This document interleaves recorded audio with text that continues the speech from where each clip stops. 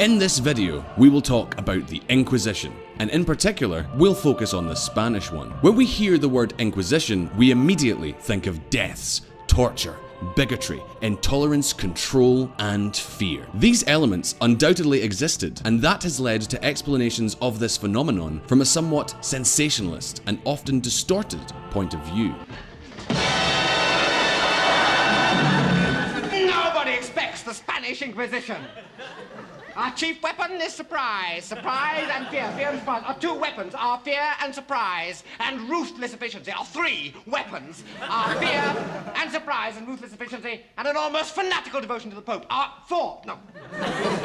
Amongst our weapons. In this video, we will debunk a number of commonly accepted beliefs, most of the time accepted due to a bombardment of misinformation. At the end of the video, we will include a small bibliography for anyone who wants to approach this topic in a more rigorous manner. The Spanish Tribunal of the Holy Office of the Inquisition was an institution that was created in 1478 by the Catholic monarchs to maintain religious unity within their kingdoms and fight against apostasy and later against heresy. That is, against any deviation from the true faith. The tribunal lasted about 350 years. At the end of the 18th century, the Inquisition entered a period of decline, becoming an outmoded institution that sailed against the liberal winds that were blowing and finally died of old age in the 19th century. The inquisitorial institution, however, is not a Spanish invention as many people think, but inevitably people associate it with Spain. There is an explanation for this, as it is part of Spanish black legend, which we will see later. The Inquisition was born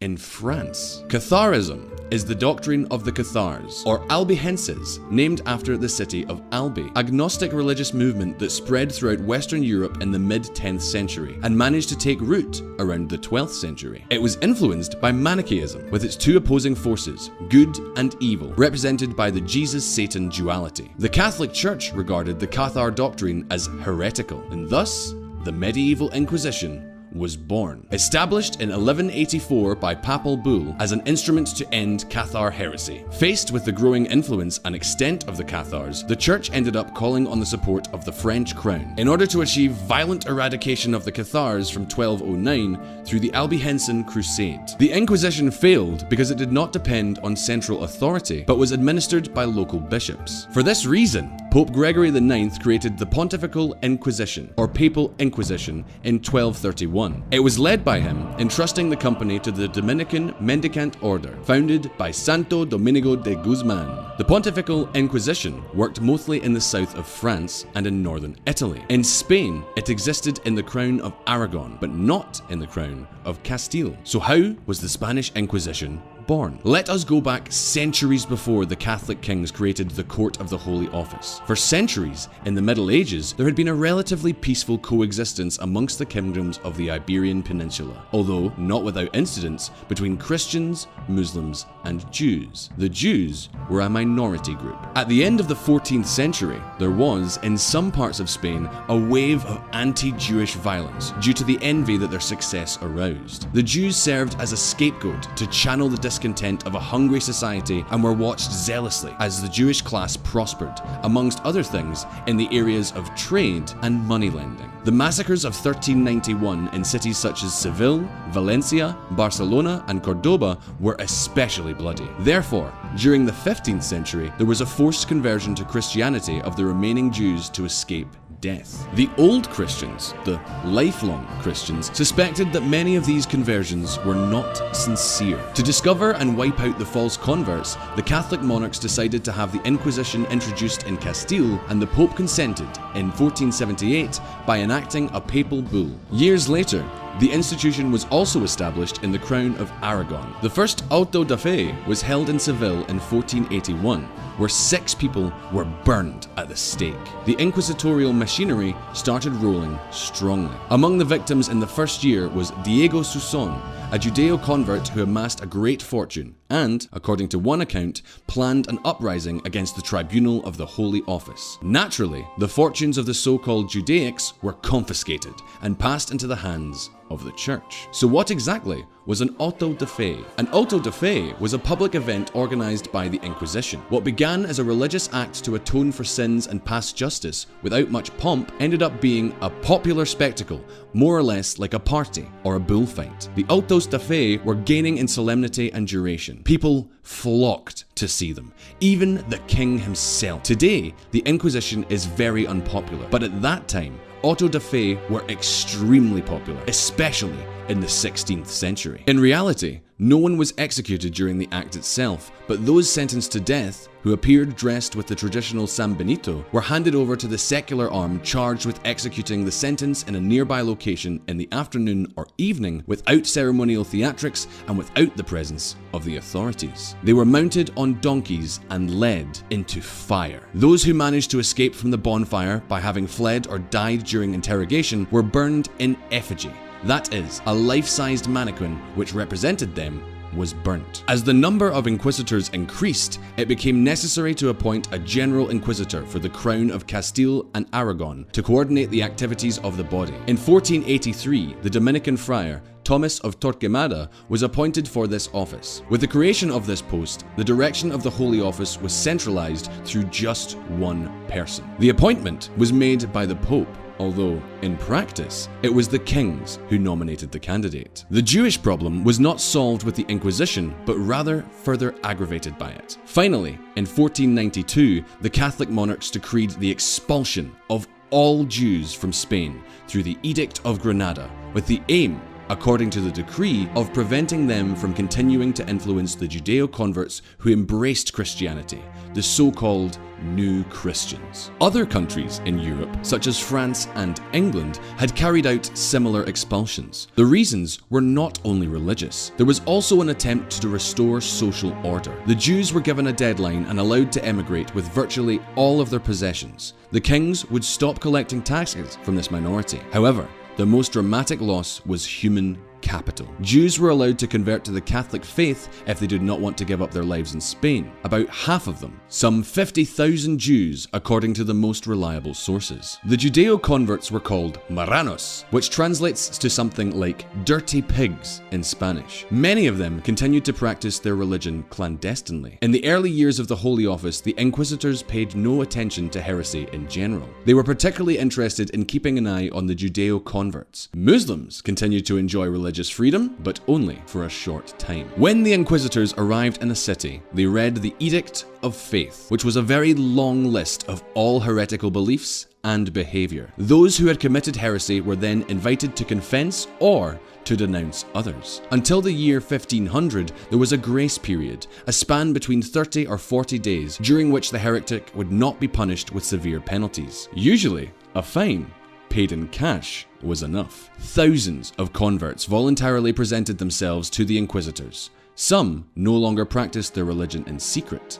Fear overtook them. Later, the harsh persecution of converts who had not been taken in the grace period began, and that was a real reign of terror. The greatest activity of the Holy Office was concentrated in the early years, where real horrors were carried out without convincing evidence, often with the only inconsistent testimonies based on rumors. Although, it must be said that the vast majority of those interrogated during the 350 years of the Holy Office would manage to keep their lives. Less than 2% would die at the stake. Of course, the total number of actual executions is a far cry from that commonly believed. The Inquisition didn't kill tens of millions of people, not even millions. We know this for a fact because the Spanish Inquisition had a huge bureaucratic apparatus and a huge number of documents have been preserved of their processes, allowing historians to thoroughly investigate the subject. In 1517, the church was divided in two by Protestant reform. Charles I of Spain would end up succeeding the Catholic monarchs and would end up inheriting the titles of his father Philip the Handsome and from Philip's wife Joanna the Mad, becoming emperor and the most powerful man on the planet. He also emerged as an advocate of Catholic Christianity, declaring Luther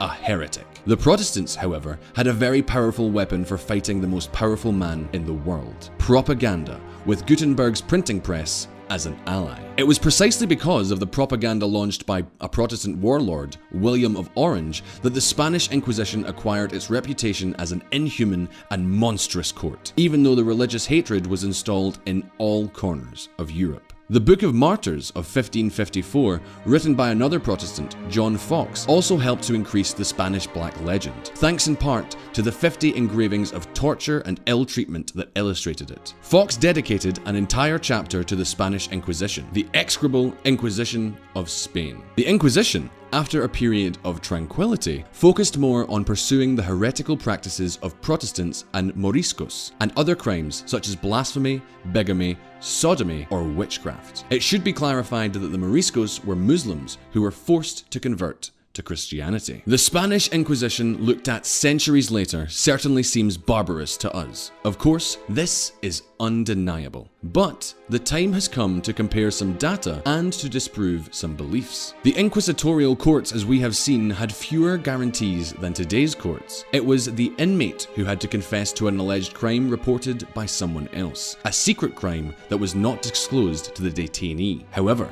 they were more guaranteed than any other court of their time. The inmate had far more procedural guarantees than in ordinary civil courts. Even if it doesn't appear that way, this was a huge breakthrough for the time. In inquisitorial prisons, there was also better treatment than in ordinary, secular prisons. In fact, many of those detained in civilian prisons blasphemed in order to be judged by the court of the Holy Office, just to be transferred to their other prisons, which were more pleasant and humane than the others. The Inquisition passed to the American colonies throughout the Spanish territories, but their actions were not directed against the indigenous, but rather against the same profile of people who were being targeted in Europe: converts, Protestants, blasphemers, etc. The Spanish Inquisition resorted to torture very rarely, often with a doctor present and always under the supervision of an inquisitor who was ordered to avoid permanent damage. This contrasts with the brutal torture of civil authorities across Europe at that time. The development of torture was scrupulously recorded by secretaries. Confessions obtained during the torment were not valid on their own and had to be ratified within 24 hours. In addition,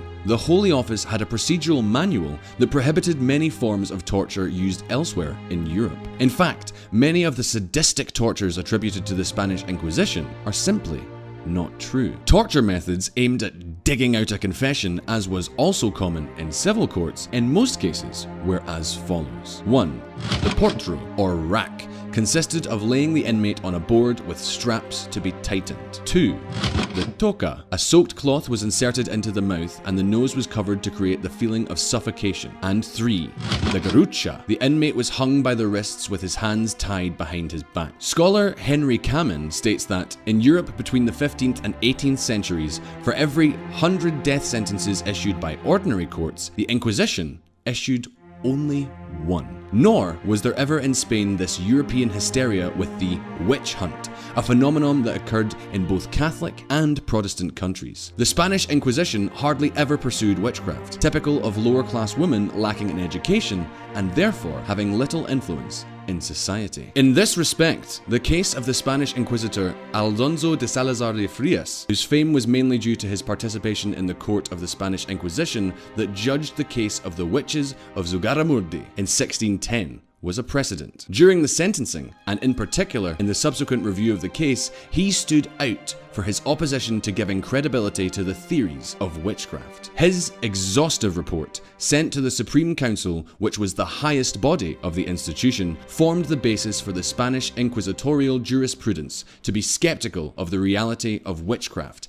and to be very reluctant to file complaints on this subject. Historian Geoffrey Parker believes that in the 350 years of the existence of the Spanish Inquisition, some 5,000 deaths took place. Henry Kamen puts the figure at about 3,000. In a similar period, Germany burned 25,000 witches, and throughout the rest of Europe, they burned around 50,000. The Spanish Inquisition, by comparison, only burned 59 women for witchcraft. Protestants defamed Catholics, and especially Spaniards, for their evil and fearsome Inquisition, while at the same time they burned women accused of witchcraft at a dizzying pace. The intolerance of Protestantism was no less tyrannical than that blamed on Catholicism. In fact, Protestant terror, as we have just seen, was much more violent and claimed many more victims. In conclusion, it must be noted that the court of the Holy Inquisition was not only Spanish. We have already talked about the medieval French Inquisition set up to fight the Cathars. Also, during the modern age, the Portuguese and Roman Inquisitions would arise in Portugal and Italy. Rome is famous for condemning Giordano Bruno to the stake and for investigating Galileo Galilei and his theories, although Galileo himself was never condemned to death as many people think. The Inquisition was certainly terrible, but not as terrible as Spain's rivals would have liked us to believe.